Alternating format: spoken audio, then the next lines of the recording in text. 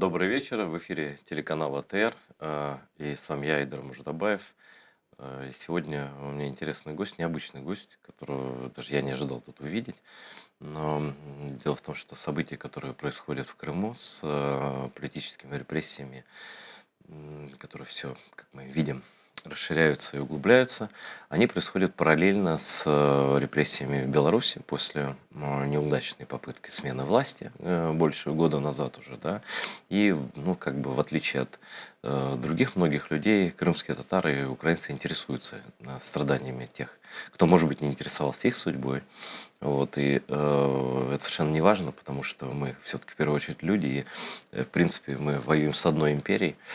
И те белорусы, которые действительно выходили на площади, они и которые пострадали и страдают до сих пор, они, безусловно, наши братья и по судьбе, и по борьбе, и так далее. Вот, и сегодня у меня в студии белорусский адвокат Антон Гашинский. Приветствую. Да, здравствуйте. Антон, что занесло вас, собственно, в Киев? Ну, в Киев я приехал, наверное, по нескольким причинам. Одна из причин– это участие в киевском марафоне. Я занимаюсь бегом параллельно своей адвокатской практикой. Вот. Киевский марафон, он достаточно хороший, но в то же время является очень сложным. Перед сложностями никогда не пасуем. Всегда хочется понять, сможет ты это сделать или нет. Это вот который вчера был марафон? Да, это вчерашний марафон. Ох, сколько он нареканий вызвал. Точнее, уже это позавчера было. Вот это, но нареканий он много вызвал, Ну, потому по поводу что перекрытия улицы тогда. Во-первых, был перекрыты улицы, во-вторых, Киев с сегодняшнего дня в красную зону зашел. Ну да. Соответственно, мы еще вчера успели. Вот. Ну, кроме этого, еще приехал я в Киев для того, чтобы получить статус адвоката в Украине, для того, чтобы здесь работать, защищать как украинцев, так и белорусов, в том числе по делам, связанным с экстрадицией. Потому что очень много моих белорусских клиентов, много вообще белорусов вынуждено было уехать на территорию Украины. Да, я знаю таких. Да, и Вот, режим требует их выдачи. Да, и по многим возбуждены уголовные дела, и идут запросы на экстрадицию, и они нуждаются в защите. Тем более я являюсь специалистом по белорусскому законодательству, буду специалистом по украинскому законодательству, экстрадиционному по российскому законодательству. Это поможет в осуществлении мне адвокатской деятельности. Не надо будет нанимать 3 адвоката, достаточно будет одного. Я хочу пояснить нашим зрителям, что эта программа выходит в записи на день раньше, поэтому мы и говорим вчера. На самом деле, это, когда вы это видите, это уже позавчера, сегодня у нас вторник.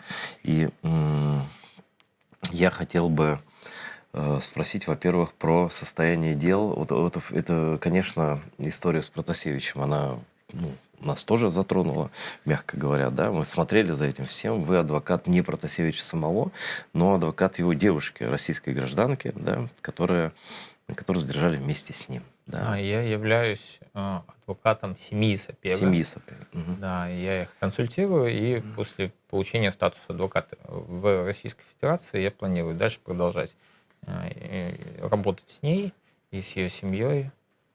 Антон, а почему ее не отпускают? Вот вроде как, мы все это видели. Я не буду употреблять громких слов, но сломали его, запугали там и так далее. Да, он сейчас же живет под домашним арестом, как я понимаю. Да. Сам, собственно, Протасевич, с которого посадили самолет незаконно. Она находится с ним, я правильно понимаю? Софья Сапега находится под домашним арестом. Вместе с ним? Скорее всего, сейчас нет. Да? Ну, как бы там ни было, да, какой смысл Лукашенко держать ее, тем более гражданка России, да пусть бы и ехала, да? Зачем он его держит, тоже непонятно. Он вроде покаялся формально и так далее. Вот это, конечно, уже ушло на второй, 10-й план, но когда мы начинаем это вспоминать, то у украинских зрителей, такое непонимание ситуации, потому что вот как бы все, был такой огромный скандал, террорист Лукашенко похитил самолет, человека, там туда-сюда, вот с девушкой, такая романтическая история. Потом все это как-то, мы поняли, что это как-то вот так произошло, как-то неудобно за этим было смотреть, а потом перестали за этим следить. Вот что с этим громчайшим делом в данный момент? На сегодняшний момент дело в Следственном комитете продолжает расследоваться. По данному уголовному делу, опять-таки со слов председателя Следственного комитета, были заключены досудебные соглашения. Это значит, что суд будет в любом случае. Досудебное соглашение заключается в случае признания вины, чистосердечного раскаяния, выявления и способствования расследованию Ну, то есть и он, и преступления. она признали вину свою. Формально, да. Формально, да. Но суд в таких случаях должен быть быстрый. Суд в таких случаях будет, это однозначно. Быстрый либо не быстрый, это такая история достаточно относительная, потому что они могут вдвоем пойти на суд, могут отдельно пойти каждый из них, или могут пойти вместе с кем-то еще. С теми лицами, показания на которых они дали, которые в последующем могут тоже быть признаны обвиняемыми, предъявлено обвинение, и они будут направлены в суд.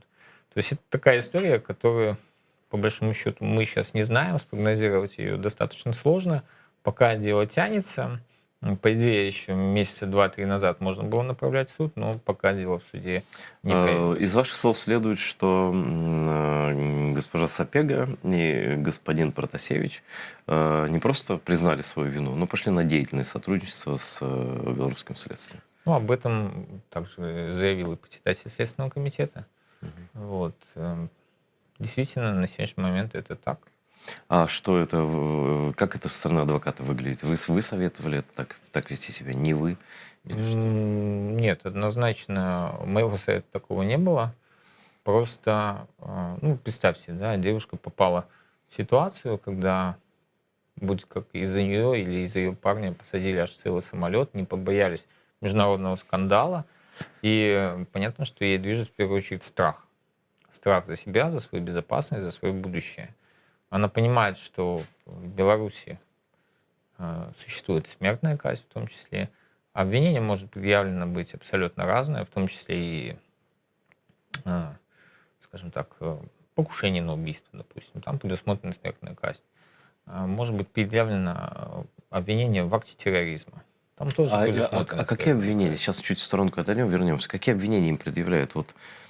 Но опять-таки по версии Следственного комитета, которая была озвучена в средствах массовой информации, это обвинение по разжиганию межнациональной, социальной и иной розни. Полицейским имеется в виду, наверное. Милиция. Да. Власть. Якобы она вела телеграм-канал, администрировала, он назывался «Черный список Беларуси». Это где вы вкладывали личные данные палачей, вот этих людей, которые били там? Да. Она занималась администрированием якобы этого телеграм-канала, за что получала там какое-то вознаграждение. А он? По нему информации меньше, поэтому сложно сказать. Но вы говорите о смертной казни, просто какие статьи? Вы же сказали, покушение. Акт терроризма может быть. Это я сейчас теоретически рассуждаю. То есть теоретически может быть все. Да, абсолютно верно. Чего она могла бояться, допустим? Да, она понимает, что есть смертная казнь, она понимает, что в Беларуси проблема с независимостью судов. Она это прекрасно как вы высказались, проблемы. Там вообще есть независимые суды? Проблемы у них с независимостью Есть судов? определенные проблемы с этим. Поэтому она понимает, что она не в безопасности. Для того, чтобы оказаться в безопасности, она приняла решение пойти на сотрудничество со следователем, потому что ей дали какие-то гарантии. Смотрите, Антон, если ты идешь из страха за свою жизнь, да, и признаешь свою вину, это немножко одно. Когда ты начинаешь оговаривать других людей, чтобы выйти, это как сталинская история такая. Слушайте, это, я вам скажу, это просто может быть условием сделки. Это условие выхода. Когда ты сделал первый шаг, тебе говорят, делай второй, иначе ничего не будет. Вы тоже должны прекрасно понимать. Тут работает просто психология. Вот как адвокат, объясните, пожалуйста, это весьма полезно будет, потому что в Крыму же то же самое. Людей склоняют, пугают. Это в деле Сенцова даже было еще в том, да, заставили оговорить себя и так далее, и так далее. То есть идти на сделку со следствием, это, в общем, вещь довольно бесперспективная или нет? Смотря по каким делам. Я вообще не верю в досудебные соглашения и в сделки, особенно по политическим делам, потому что ни следователь не принимает этого решения, ни прокурор, ни начальник следствия. Это решение принимается в другом месте, другими людьми. Но ты, когда заключаешь сделку, ты же с ними не общаешься. Ну да. в первую очередь. Ну, Они тебе я- наобещать могут что угодно. Абсолютно Потом скажут верно. суд, а суд, понятно, по звонку работает. Абсолютно верно. Может быть абсолютно разный исход этих событий. Может быть, какой-то форс-мажор возникнет. Потом следователь разведет руками и скажет, ну, я ж тут не принимаю Да. решения, Вася, извини. я сделал все, что мог. Да. Да, но вы должны понимать психологию человека, который попал в эту ситуацию, допустим, там, подозреваемый, обвиняемый, да, он понимает, что пусть я что-то скажу, расскажу, заключу сделку, выйду, но я потом расскажу, что я был заложник в То этой есть главный ситуации. мотив выйти просто. Да, просто Мгм. Оказаться в выйти. безопасности. Да, а потом, ну, я как заложник, понятно, то же самое, как тебя, допустим, с мешком на голове перед видеокамерой мешок снимают и дают заученный текст читать. Ну, понятно, что ты прочитаешь, иначе у тебя будут проблемы. Вот тут работает именно такая психология. И по многим уголовным делам, в которых я участвовал, в том числе в отношении журналистов, независимых белорусских, это дело пресс-клуба, в отношении дело в отношении IT-компании, PandaDoc, там, ну, аналогичная ситуация. Многие журналисты просто готовы что-то признать, заплатить и выйти, лишь бы выйти, потому что условия содержания очень нехорошие, мягко говоря. Это вот это знаменитое СИЗО, так называемое, В СИЗО, номер один. ВВС на Крестина, лиц, которые там находятся по экстремистским статьям, у них строгий режим, Мгм. у них проблемы с передачами, они их просто не получают, либо получают очень плохо. Проблемы с перепиской, с письмами, они тоже их не получают. Они подлежат очень большому цензу, серьезному. То есть может дойти письмо, где все слова будут вычеркнуты, кроме там нескольких буквально. Вот. И в таких условиях тяжело находиться, тяжело содержаться. Даже доходит до того, что в СИЗО все заключенные поделены на две группы. Первая группа — это политические, вторые — обычные. И руководство СИЗО даже пытается их столкнуть, эти две группы, чтобы, ну, так называемые блатные... Ну, ГУЛАг жив, слушайте. Но чтобы все как в блатные ГУЛАге, да. повоздействовали на Да. политических, да. Там, условно, политические, значит, вы не на первом ярусе, не на втором, а вы на третьем живете. Мгм. Вот. Ну, вот Ну скажи, и да. постоянное там, условно говоря, дежурство по камере. Ну, смотрите, даже если ты выйдешь, кто-то там выйдет из тюрьмы, оговорив кого-то и так далее, все равно никакой безопасности в Беларуси нет. Да, И все это равно правда. придется бежать. Вот в любом случае. Ну, это каким-то все образом. понимают прекрасно. То есть настроено, вот у всех людей, которые попали под этот молох, там уже попали, думают, что попадут там и так далее, у них выбор один. Сейчас выбора другого нет. Это уезжать. Ну, выбор-то, конечно, всегда есть. Либо уехать, либо остаться и сидеть Ну, вот такой выбор. я имею в дальше. виду. Да, да. Потому что многие не могут молчать.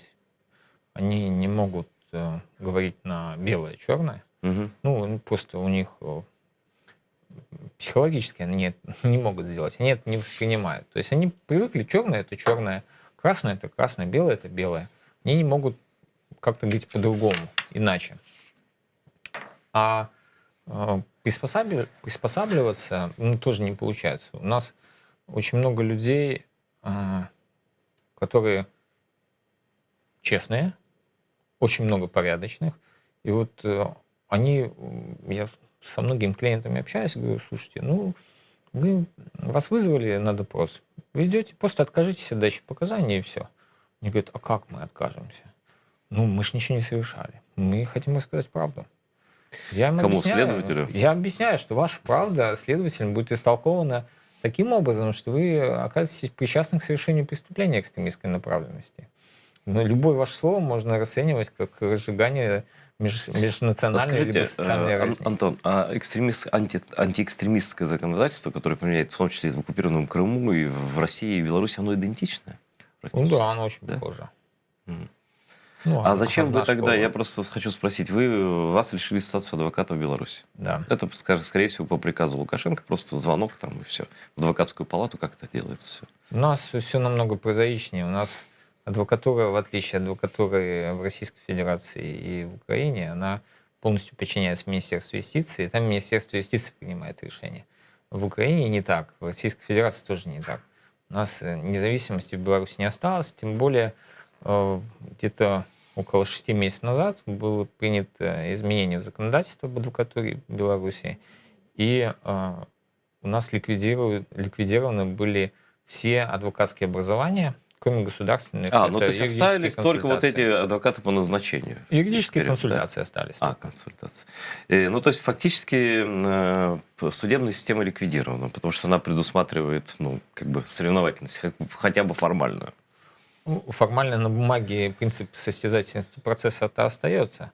Просто адвокаты, которые раньше работали в адвокатских бюро, либо индивидуалы, у них два пути. Либо пойти в юридические консультации, быть полностью подконтрольными, либо уйти из профессии. И вы предпочли что? Ну, я не стал адвокатом в Республике Беларусь. Действие лицензии было прекращено, и я получил статус адвоката Российской Федерации.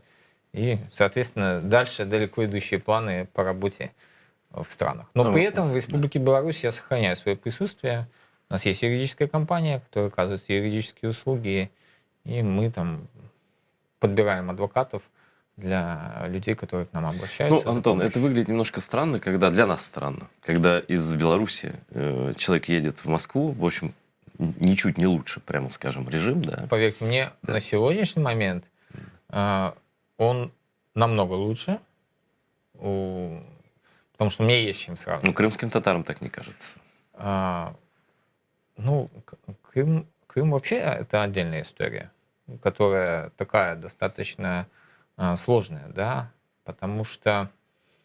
Что-то сложного. Это оккупированная территория, где оккупационные власти... Вот смотрите, да, на самом деле вот в этом в первую очередь состоит сложность определенная, да, это и двоякое применение законов, в том числе там Украина применяет законы украинские, Россия применяет законы российские, и работа в этой ситуации, она вот намного усложняется, да, то есть что для Украины является нормой, для России это нарушение. Ну для адвоката я вам скажу, как бы репрессии идут по российским законам. Да.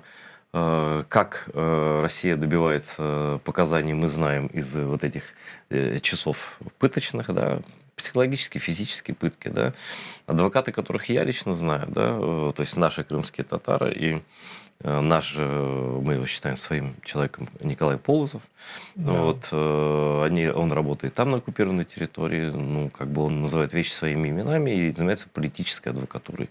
Да, но при этом мы прекрасно с вами понимаем, что адвокат Полозов для того, чтобы работать на этой территории, он имеет статус адвоката и Российской Федерации, и статус адвоката украинского.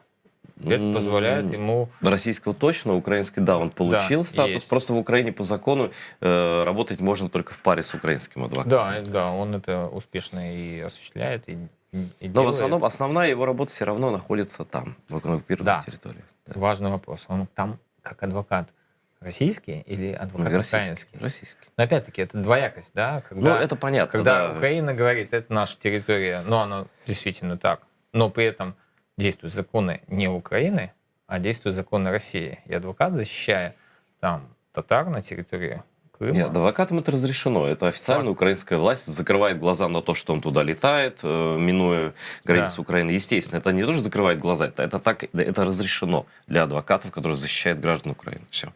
Ну вот тоже такой нюанс достаточно интересный. Ну, получу статус адвоката в Украине, тоже, надеюсь, буду защищать. Вот про Украину. Статус адвоката и работа в Украине. Значит, здесь много белорусских беженцев. Их даже, ну как много, их не миллионы, не тысячи, там, не десятки тысяч, но тысячи уже есть, я думаю, точно. Я думаю, десятки. Десятки тысяч уже, да? Ну, если берем всю Украину. Я просто вот Киев, я вижу, когда демонстрации, когда какие-то марши патриотические украинские, обязательно там есть белорусская колонна, они отдельно собираются и так далее. Это, конечно, очень разношерстные люди. И многие не поддерживают официальную белорусскую оппозицию. Но, как бы там ни было, они являются беженцами здесь. Да? Кого вы из беженцев знаете? Какой вообще масштаб проблем у них? Да? И что хочет, ну понятно, что хочет Лукашенко. Он хочет, чтобы туда их, в идеале он бы самолет бы посадил со всеми ними, и как вот поступил, так и сделал бы, да, и чем вы можете им помочь, вот реально. Ну, во-первых, у беженцев первое, остались проблемы в Беларуси, которыми необходимо заниматься. Да? Многие Ну, снимаются бизнес там, с допустим, насиженных мест, у да. них остается Люди имущество, бегут бизнес, фактически, да, просто, родственники и да. так далее. Они вот снимаются и просто уезжают. Причем уезжают очень быстро, буквально там поступает информация о том, что могут быть задержать, в течение часа-два они уже покидают страну. То есть нет времени на сборы, потому что могут прийти вот буквально Ну вот очень пример быстро. Алены Васильевой и ее дочери, которые они сели в машину просто и приехали сюда. Алена Васильева тут тоже была, и она основала тут фонд «Украинский Майдан», и она основала канал Минавита, который она ведет в Ютубе, и от нее я во многом узнаю то, что в репрессиях вот против Автуховича, ну, все вот это, да, вот это самый такой трэш. И убийство, как представляется многим, убийство вот этого белорусского парня, я забыл какого. Из Зельцера? Да, ну, нет, Нет, который кого, айтишника? повешенного нашли в... Да, Ши, да. не помню. Ну, вот, короче говоря, Да. им реально, конечно, страшно здесь, да. Ощущать себя в безопасности сложно, потому что у власти есть рычаги и определенные возможности для того, чтобы и опыт, между прочим, для того, чтобы каждого наказать. Вы знаете, наверное, о наличии пропавших политиков в Беларуси. Да, я все знаю, это все читал. И я про отряды вот эти, которые выкрадывали Да, людей. это именно тот опыт, который на сегодняшний момент есть. Не знаю, используется он на сегодняшний момент, либо не используется. Не страшно попробовать это проверить? Вы же в Беларусь ездите, в Россию Конечно. ездите, в Украину ездите. Завтра вас могут, ну... Все возможно. Завтра может и, не дай бог, коронавирус свалить. То есть, ну, береженного, конечно, Бог бережет, но в этой ситуации просто, ну, тяжело молчать. Это сложно делать, потому что когда у тебя на глазах происходит беспредел, когда на твоих глазах, кроме этого беспредела, тебе говорят, молчи, не замечай это, и говори, что все хорошо, ну, это просто, ну, для меня, для моего восприятия, это недопустимо. Хорошо, вот вы хотите в том числе в Украине помогать людям, которых запрашивает белорусская вот эта система карательная, Да, да? Как на практике это выглядит? очень много белорусов уезжает, а, потому что есть уголовное преследование в Беларуси. Они уезжают в Украину. Украина подписывала определенные соглашения международные, в том числе с Беларусью, в том Они не числе дезавуированы. о помощи по уголовным, гражданским делам. И существует еще международное право уголовное и конвенции, которые Украиной подписаны. В случае, если лицо находится в уголовном розыске, страна имеет право истребовать его выдачу, если оно задержано на территории другого государства. Ну да, вот Либо находится да, на но вот территории насколько другого рискованно для государства. беженцев, находящихся в Украине, насколько велик риск того, что их могут отдать, допустим, ваше мнение? Великий риск на сегодняшний момент того, что их могут задержать, Для выяснения типа обстоятельств, да? Б, это то, что их могут заключить под стражу, они будут до суда находиться под стражей, потому что по нормам международного права, если в отношении лица в Беларуси принято решение о применении меры пресечения в виде заключения под стражей, то в стране, где он находится, применяется аналогичная мера. Но все-таки неужели это работает до сих пор? Потому что все-таки мы же понимаем, Украина даже не признает Лукашенко избранным президентом. Но при этом международные законы остаются, и они работают. Это... Но у вас есть случаи, когда задерживали по... Как это вне политики? Все же понимают, что... понятно, что никто никого... Есть случаи, когда задерживают на территории Украины наших белорусов, которые находятся в межгосрозыске. Эти случаи каждый индивидуально, конечно, рассматривается. И абсолютно, наверное, может, несколько месяцев назад была история, когда белорусов выдали.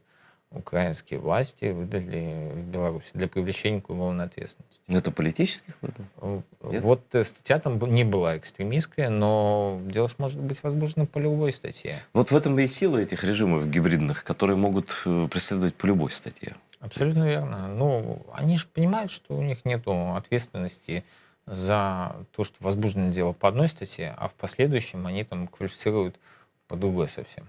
Но вот как, как вы можете помогать людям, которых вот что должно случиться? Их задержали, им сообщили откуда-то, что их там объявили в розыск и подали документы на возвращение в Беларусь из Украины. Ну, работа адвоката начинается непосредственно с момента обращения гражданина. То есть он говорит, вот я знаю, что у меня есть уголовное дело на территории Республики Беларусь, и я опасаюсь за свое нахождение на территории Украины. Соответственно, мы, как адвокаты, выясняем всю необходимую информацию в Республике Беларусь. У нас возможность есть, мы знаем белорусское законодательство. Непосредственно у нас есть коллеги, которые там работают. Вот. Если информация подтверждается, необходимо в Украине легализовать свой статус. Да? Тут вариантов несколько. Можно запросить политическое убежище. Непосредственно оно, скорее всего, будет предоставлено. Вот, и в этом случае Украина не будет выдавать. Если же это не сделано, допустим, легализация возможна через получение гражданства украинского, но эта процедура более длительная.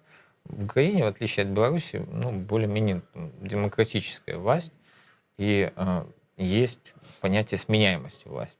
Это понятие... Как вы выражаете, более-менее вообще у нас демократия, да. Да. Так вот, сегодня у вас Зеленский, завтра придет неизвестно кто.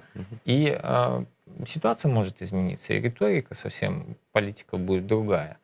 От ультраправых до ультралевых все может измениться. Это то же самое, и Европа тоже от этого не застрахована. Нет, ну демократии понятно, что что-то может изменяться. И при этом политики... Вот сегодня на политическом уровне принято решение не выдавать, а завтра на политическом уровне будет принято решение выдавать. Ну, или просто как бы не замечать, например, да? Вот или таким образом. Обращать на это внимание как на рутинную правоохранительную процедуру. От этого на сегодняшний момент никто не застрахован. И тогда в каждом конкретном случае необходимо будет доказывать, что тебя там именно политически преследуют. А это бывает сложно, потому что бывает Конечно. такое, что Люди ничего уезжают, не предъявлено. Да. Они без документов уезжают, у них ничего нету. Ну, например, позвонили, и был звонок, допустим, один, еще ничего, никаких обвинений нет, ничего. Потом человек уезжает без всего. Да. Потому что он не хочет оказаться в СИЗО, да. чтобы у него потом не было возможности это сделать. Он уезжает один, он уезжает или там с семьей, неважно, да. но при этом у него на руках нету ни одного документа о том, что у него возбуждены уголовные дела, либо у него как есть в таких случаях защищать их как политических? Вот в этой ситуации и необходима помощь адвоката, потому что адвокат сможет определенные сведения получить на территории Республики Беларусь, вот, которые позволят доказать, что преследование есть, и оно является там, политически мотивированным. Ну, конечно, все это сложно, но я сейчас хочу про политику немножко вас спросить. Вы в Минске находились год назад? Конечно. Вот ваше личное мнение. У меня мое есть, я много раз высказывать не хочу повторять, я хочу вас слушать. В чем причина поражения белорусских протестов? В чем причина того, что не только смена власти не состоялась, даже если называть это революцией, как угодно, да, а закончилось все гораздо худшим. То есть до того было плохо.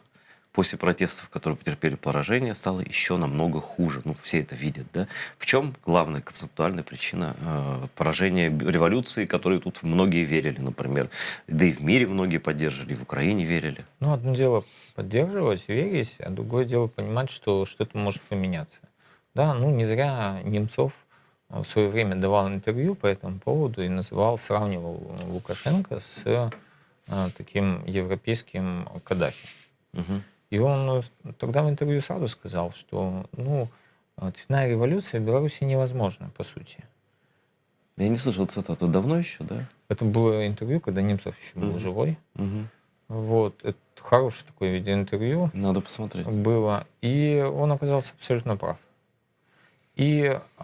А наше население, наши люди, белорусы, не готовы каким-либо вооруженным конфликтам. Они очень мирные люди. Но они вообще не привыкли в этой реальности жить совсем, да? Они думали, что все-таки какие-то, ну, как называют, розовые мечты такие, да. Они-то вышли для чего? Не для того, чтобы поменять власть, а для того, чтобы сказать, что мы против тех методов, которые использует власть. Мгм. Потому что, 2 года назад худо-бедно, но всех все устраивало. Все жили, развивались, и Ну, было выборы же стали достаточно крючком неплохо. спусковым, правда? Когда у нас совсем нагло все это было сделано. Не выборы, Не выборы? а действия властей. Мгм. Определенным триггером послужили действия властей по борьбе с коронавирусной инфекцией. Мгм. Когда все вокруг пошли в локдаун, белорусы сказали, все нормально, вируса нету. А он не верит, Лукашенко, сам в вирус, да? Он уже переболел. Но не верит. И не верит. Он не хочет закрывать страну, он хочет, чтобы страна в этой ситуации заработала Антон, деньги. очень смешно говорить про человека, когда мы говорим про человека, он не хочет закрывать страну, человек, который ее закрыл фактически, только по-другому, не через коронавирус. Да. Опять-таки, это, скажем так, он это делал уже во имя защиты себя и той системы, которая выстроена. На тот момент, еще 1,5 года назад, это делалось во имя условной экономики, да, чтобы заработать, когда все закрыты вокруг. А мы такие Ты хитрые. открыт, соответственно, через тебя идут все потоки, у тебя есть возможность заработать деньги. В последующем, после вот этих политики, связанные с коронавирусом, появились кандидаты в президенты, и вместо того, чтобы просто, есть и есть эти кандидаты, походили, там, я до этого вообще не знал, кто такой Тихановский. Вот честно вам скажу, кто такой Бабарика, я представлял, что да, вот банкир такой есть, но я к банкирам отношусь достаточно скептически. Тем более это российский банкир. Тем более я сам работал когда-то в банке до адвокатской деятельности, я знаю, кто это, что это за люди и что для них важно непосредственно. Окей. Но дальше власть начинает привлекать к этой истории внимание, начинает их притеснять, начинает запрещать, арестовывать, сажать в СИЗО. И это опять, в моем понимании, я понимаю, что это несправедливо, это политически мотивировано, это привлекает сразу мое внимание к этой проблеме и вызывает эмоциональный отклик. Я не принимаю эту ситуацию, меня это возмущает. А дальше уже идет по накатанной. Следующее – это выборы. Понятно, что выборы прошли не совсем корректно или совсем некорректно, скажем так. Вот. И что после выборов происходит? Это беспрецедентное насилие. Это смерти граждан Республики Беларусь. К чему там вот... Какая реакция властей на это? Как будто бы ничего не произошло. Как будто все-таки должно было быть. И безнаказанность. И вот это является еще одним дополнительным триггером, который позволило всколыхнуть всю страну. И многие, видя эту безнаказанность, в стране, где законы до этого жестко работали, и к уголовной ответственности привлекались даже за пощечину, а тут законы перестали работать. И это пресловутая белорусская стабильность рухнула в глазах абсолютно жителей. верно. Да, и все те идеалы, которые были, их сразу не стало. Это очень возмутило. Все вышли и начали говорить «стоп насилию», должны быть наказаны те лица, которые это сделали. И потом на третий план уже там свободные выборы. Потом и флаги так далее. появились все-таки, которые для Лукашенко как красная тряпка. Да. Да. Фактически так и есть. И потом власть взяла паузу, потому что привыкли, что есть какой-то глобальный враг, будь то на востоке, будь то на западе, на юге, либо на севере, который марионеточно управляет оппозицией. И они начинают искать, где этот враг находится. Вы помните, ситуация была сначала с Россией, когда Лукашенко обвинял Россию в том, что они вмешиваются в выборы, прислали вагнеровцев сюда, в Республику Беларусь, для того, чтобы они якобы свергли президента. Но это вообще история с вагнеровцами с украинской стороны выглядит по-другому. В том числе и якобы Россия прислала Виталия Шклярова для того, чтобы он там консультировал Тихановского, в том числе, и поднимал протестные Это массы. американский гражданин, которого вы защищали, которого сразу не Да, арестовали. да. Но Виталий Шкляров до этого вел кампанию Ксении Собчак президентскую. Они там получили 7% голосов. Серьезно? Да. В России? Да, конечно. Виталий Шкляров Господи, работал в России. какой ужас. Вот Да. реально власть в Беларуси испугалась того, что, непонятно, где враг, понимаете? Власть не могла понять, что именно ее действия, вот такие действия, являются триггером для людей. И что враг власти — это сама власть. Очень похоже, вот до того момента, как вы рассказывали, находясь там, вспоминали, да, похоже, ситуация была до избиения студентов на Майдане. Тоже никто не верил, что что-то может измениться. Но не подписал на Евроассоциацию, потом подпишет. Как бы вышли, очень немного граждан вышли. Но потом произошло то, что похоже было на то, что в Беларуси происходило позже. Были зверски избиты люди, к чему страна не привыкла, да. И вышел, грубо говоря, Майдан, миллион вышел народу и сказал нет, условно говоря, да. Огромное количество людей вышло, и все. И Майдан встал. Здесь огромное количество для Беларуси людей вышло, и ничего. Потому что у вас Янукович убежал. Он убежал не сразу. Этот Майдан начался с ноября и длился до конца февраля. Это 3 месяца полноценных. Да. В Беларуси не было Майдана, просто люди выходили и домой возвращались. И возвращались домой. По дороге, когда возвращались домой, кого-то задерживали. Вот власть посмотрела, искала врага, потом нашла врага в виде телеграм-каналов, которые писали: сегодня идем туда-то. И все пошли туда-то, там собрались. В том числе Протасевич, с которым наш Абсолютно верно, да. Вот именно эта история и происходила. Все четко был обозначен враг непосредственно. Соответственно, тут же обозначены союзники в этой истории, в этой борьбе. И дальше все пошло по отработанному сценарию. И то, что сейчас плохо, поверьте, будет еще хуже. Так я-то верю. Я пытался рассказать, что будет очень плохо еще год назад, в августе, да, но никто, конечно, не верил. Все говорили, что нет, народ восставший победит. Я говорю, нет. Если не оставаться на площади, друг друга не держать за руки, то вас вот так будут похищать, брать, сажать, унижать и убивать. Да? Закончится все иммиграцией в итоге. Формально, да, получается так. Но вот это уже все состоялось, уже бессмысленно говорить. И понятно, что белорусы были не готовы к этому абсолютно. Да? Вот. Уже вот в каком состоянии сейчас пребывает белорусское общество? Подавленность, отчаяние? Что это? Как это? На сегодняшний момент белорусское общество разделено на две части. Какие по размерам, интересно? Знаете, сложно сказать на сегодняшний момент, какие, потому что многие тех, кто хочет остаться в Беларуси и работать, они вынуждены приспосабливаться. Просто молчат. Они надевают маски, условно говоря, и становятся там на сторону власти. Кто-то просто сохраняет нейтралитет. А те, кто не сохраняет нейтралитет, за ними очень серьезно наблюдают. Как только они активизируются, совершают какие-то действия, что-то пишут, и их тут же арестовывают.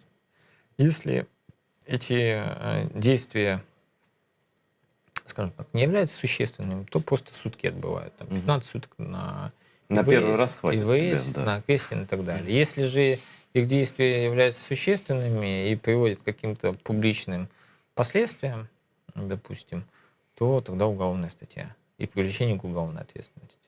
Там законодательство советское, по сути дела, осталось, да? Да, мало что поменялось. Даже смертная казнь осталась. И смертная казнь, нет суда присяжных в Беларуси. А там троечками судят? Так? Нет, не троечками, слава богу, но при этом вопросы меры пресечения принимать непосредственно следователь, санкции прокурора. То есть без суда. Абсолютно верно. Поэтому... Можно сидеть всю жизнь под следствием. Можно долго сидеть. Не всю жизнь, но долго. Действительно, что сейчас и происходит, допустим, там, с сыном Бабарика, он сейчас находится фактически в заложниках в СИЗО КГБ уже достаточно длительное время, и пока суда нет. Помогите, Антон, разобраться с одной дилеммой. Многие белорусы, с которыми я разговаривал, они не особенно верят в настоящесть этой оппозиции. Они говорят, что Тихановскую финансировали из России, что Бабарик — это вообще российский банкир, связанный там с «Газпромом», я не знаю с кем. Что вот настоящей оппозиции, национальной, именно белорусской, даже на этих выборах не было. Да? Что это как-то выглядит как какой-то проект Кремля пошатать Лукашенко, заставить его быть смирнее, ну, что и получилось, перейти на антиукраинскую полностью уже риторику, на риторику союзного государства там, и так далее. То есть лечь под Путина. Такое выражение идиоматическое используем. Я Как вам это выглядит? думаю, что Россия, скорее всего, просто в этой ситуации воспользовалась этой ситуацией, как она это сделала с Крымом. Однозначно тут точно так же То есть они не произошло. готовили это изначально? Вот Я думаю, что изначально готовилась конституционная реформа по уменьшению власти президента и распределение этой власти между остальными ветвями власти. Ну а как, зачем это нужно Лукашенко? Это Лукашенко не нужно, но это нужно Кремлю.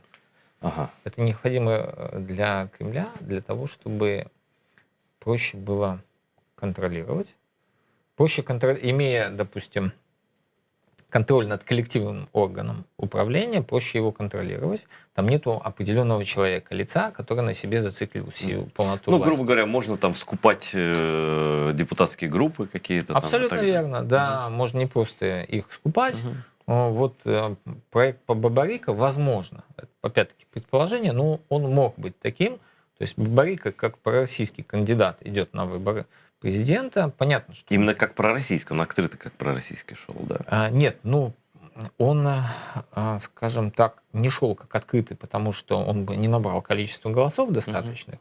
Но все прекрасно понимали, что если он, он живет в России и работает в России. Если он руководитель банка, учредителем которого является российский банк, то понятно, что все решения, которые он принимает, он согласовывает со своим офисом.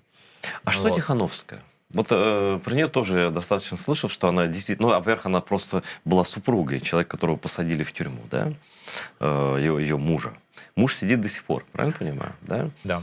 Муж в свое время ездил в оккупированный Крым, мир с Россией, друзья, братья и так далее. И вдруг его супруга становится, потом она бежит, сажают ее подругу. Это просто стечение обстоятельств, я вам скажу. Одно за другим просто так пошло, да? Это была абсолютно непрогнозируемая Но Тихановская же не хотела ни в Запад, никуда. Вот сейчас она там... вообще не политик и не была политиком. Она была на самом деле домохозяйка, но та ситуация с посадкой мужа и так далее подбила ее на принятие каких-то решений. Да? И та легкость, с которой ее пропустили на выборы, говорит о том, что ее недооценила власть. Ее просто пропустили туда. И... Типа для смеху так. Да. Для имитации, что может сделать домохозяйка, учительница английского языка? Она ж ничего, она не имеет ни опыта, ни положения, ни связи, ничего. Но после того, как ее пропустили, произошло объединение.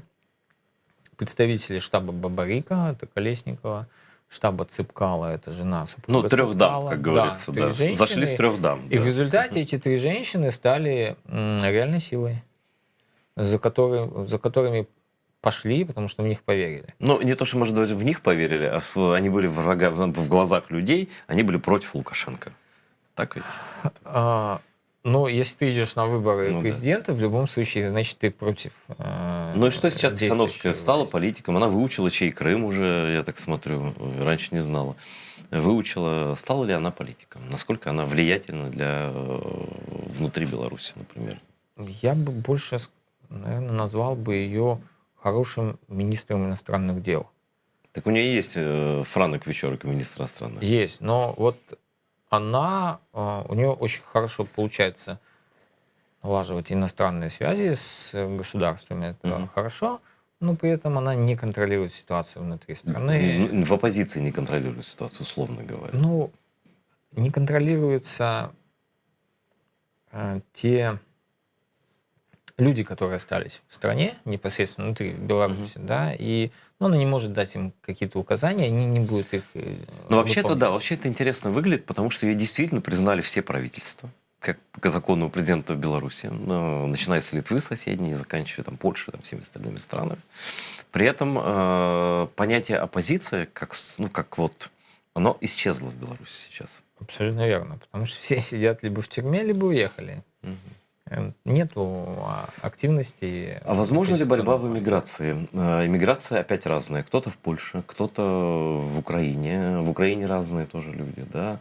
Кто-то в Литве. Вот Ну, как это а все? каким образом борьба в эмиграции поможет изменить ситуацию в стране внутри? Сейчас скажу. Вот, например, даже по поводу санкций. Есть два белорусских мнения. Одни говорят, что надо вводить санкции против Беларуси, другие говорят, что не надо. Я вам однозначно Да. могу сказать, что введение санкций — это отодвигание Беларуси назад в сторону Востока. Но по факту, то есть это вот по факту, я тоже слышал такую аргументацию, что это полностью помогает Путину проглотить и все. Но это лишь одна сторона Ну. медали.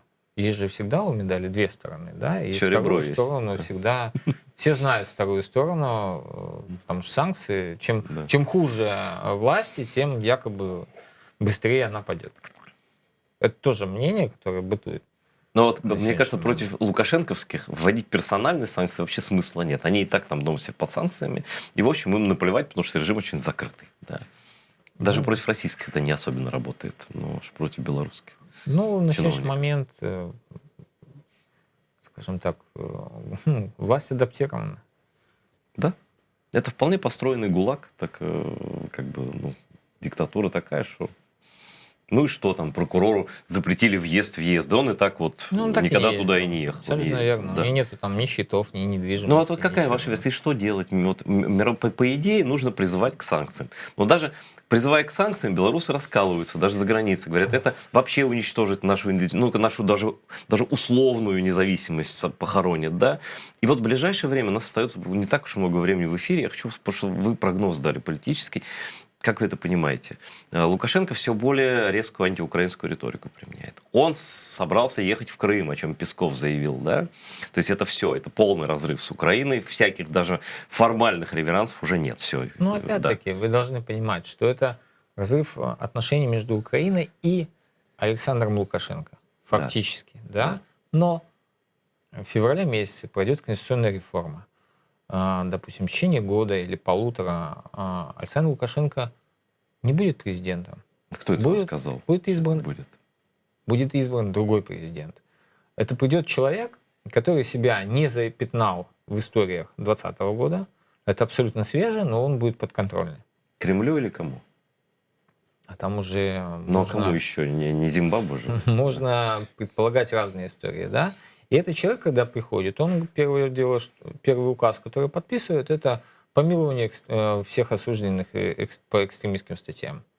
Скажите, человек новый, Мгм. он не связан с Лукашенко, Мгм.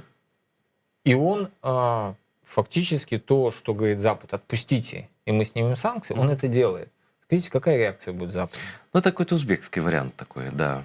Вот более мягкий режим, да? Возможно, в этой ситуации все. И в результате сначала ухудшенные отношения с Александром Лукашенко резко улучшатся, потому что его нету. Ну да, он где-то там заседает в Всебелорусском собрании или в Совете Безопасности и так далее, но при этом президент другой человек. Это ваша аналитика такая. Ну, просто Вы думаете, что это предположение. может быть так? Потому что... Один из вариантов, которые возможны. В этом случае тогда опять будет реверанс в сторону Запада. И вот эта политика продолжится. Вот, Да, абсолютно не верно. ваша, не наша. Ну, слушайте, она 26 лет работала. Почему бы нет?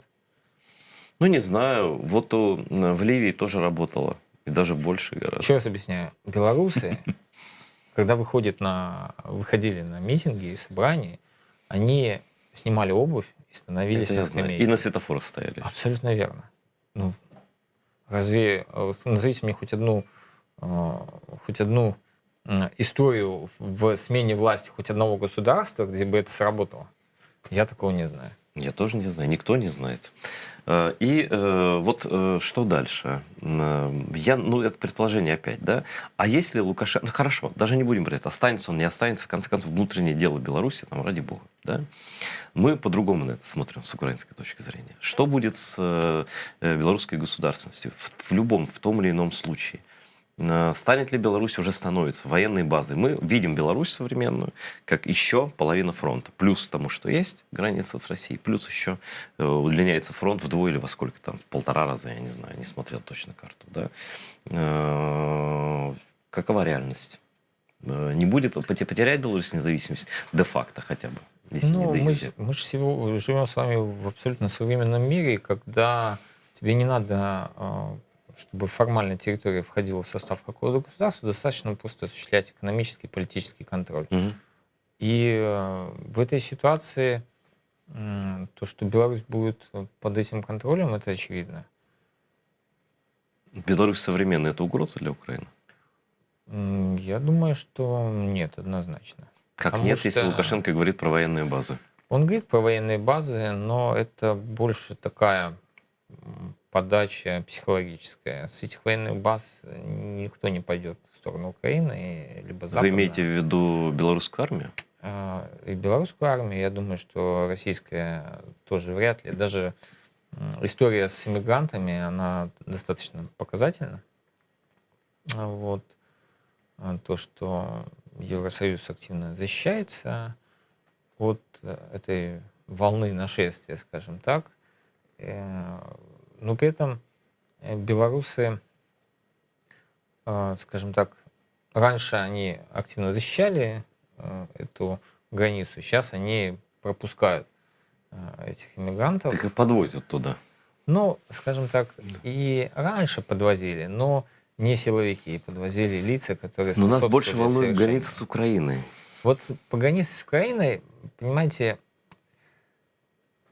пока риторика идет в сторону защиты. То есть Беларусь наращивает военный потенциал с точки зрения защиты Да. от внешней угрозы. Да, и причем внешняя угроза Украина в том числе Абсолютно обозначена. верно. Почему-то. Почему? Потому что базы НАТО, А. помощь Америки и так Понятно. далее. Америка первый враг, поэтому мы защищаемся.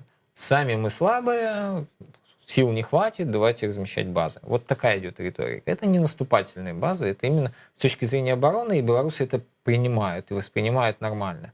Но с точки зрения использования их для наступления на какие-то страны, однозначно нет, никто в Беларуси это не поддержит. То есть войну с Белоруссией, с Украиной белорусы не поддержат? Однозначно нет. А почему? Ну, белорусы не такие. Просто не такие. У них нет вот этого счастья жить в империи там, и так далее? Нет, им это не надо. Ну, главное, что вот среднестатистический белорус, это белорус, у которого есть работа на заводе, неважно где, на государство. У него есть квартира, у него есть дача, у него есть машина. Ему больше ничего не надо. Мгм. Абсолютно ничего. Он даже в путешествие не ездит. Он особо не хочет дальше развиваться, ему не надо учить иностранный язык, ему не надо совершенствоваться в профессии. Но тогда, Антон, мы получаем такой Иран, из которого и Афганистан теперь тоже, из которого вымыта вся интеллигенция практически. Но люди, у которых есть интересы дальше дачи, да, и которые хотят не только путешествовать, но и видеть свою страну частью Европы, там, да, которые хотят получать образование в свободных университетах и так далее. Мы видим огромное количество белорусских беженцев, и иранских беженцев, и сейчас афганских беженцев, причем это не худшие, мягко говоря, люди страны. Вот что ждет страну, из которой выскабливают, выталкивают, выплевывают интеллектуальную и такую, скажем, моральную элиту? Не просто интеллектуально-морально, но и много бизнесменов уезжает. В том числе. Это тоже Потому что необходимо свобода, она и в понимать. бизнесе тоже имеет значение, мягко Да, говоря. ну, я могу вам одно только сказать. Тут не надо придумывать велосипед. Есть хорошая книжка «Атлант расправил плечи». Там, в принципе, достаточно все нормально и логично написано, что произойдет, когда власть начнет поступать так, как она сейчас поступает в Беларуси. И что необходимо сделать активной части населения для того, чтобы это все быстро закончилось. Если ты не находишься в системе и не поддерживаешь эту власть, она не сможет питаться тобой. Хорошо, последний вопрос. Как вам кажется, вообще может ли Беларусь стать независимым, демократическим, по-настоящему государством до того момента, пока будет существовать современная Россия? Я думаю, да, все Так как? возможно. Это сложный путь Ну, будет. так Это сложно быть. сложный, Ну, тяжелый Россия же путь. против. Для России это Ну и самый что? братский народ, и мы знаем, что такое русское братство, да? Ну, вы ж поймите, Россия — это тоже страна одного человека. А когда, а все люди смертны, Все, скажем я, так. я вас понял. Можете не продолжать. Да. Но это такое уже, мы все надеемся на какой-то авось, потому что ситуация выглядит на самом деле тупиковой в данный Ну, момент. есть же шикарный опыт, который показан в истории, там, смерть вождя, там, допустим, Сталина, там, Хрущева, Брежнева и резкая там смена настроений. Сначала на Сталина все молились, Сталин умер, выступил Хрущев, разоблачил культ Да, личности, понятно. всех реабилитировали, в том числе и моего расстрелянного прадеда, которого в 1937 году расстреляли. Его тоже реабилитировали посмертно, сказали, что ошиблись, но от этого никому не было легче. Но есть и другой урок, то, что этот разоблачивший культ личности Советский Союз потом устроил Карибский кризис, потом войну в Афганистане, Абсолютно верно. потом началась перестройка, а потом они Да. опять вернулись в свое обычное состояние и начали захватывать соседние земли. Вот и все. Ну, к сожалению, это Да. больше, наверное, на уровне менталитета. Все на уровне менталитета. Спасибо, что рассказали. Просто интересно было пообщаться с белорусом, который все это наблюдает оттуда. Да. Спасибо вам за внимание. Обращаясь к нашим зрителям, наша война, она такая масштабная, огромная, она в том числе и ведет и в Беларуси. Вот. И я знаю, что канал АТР смотрят тоже и белорусские граждане, и иммигранты по всему миру. Но нашим приоритетом, конечно, остается Крым. Но просто мы, как крымские татары, понимаем, что в Крым, все началось в Крыму, все в Крыму закончится. Но это одна большая война с таким огромным злом, в котором каждый из вас должен принимать участие, на мой взгляд, посильно. Поэтому подписывайтесь на наш Patreon, помогайте своему каналу. Мы вас никогда не бросим и будем бороться до конца. А русский рейх, конечно, будет разрушен нашими общими усилиями.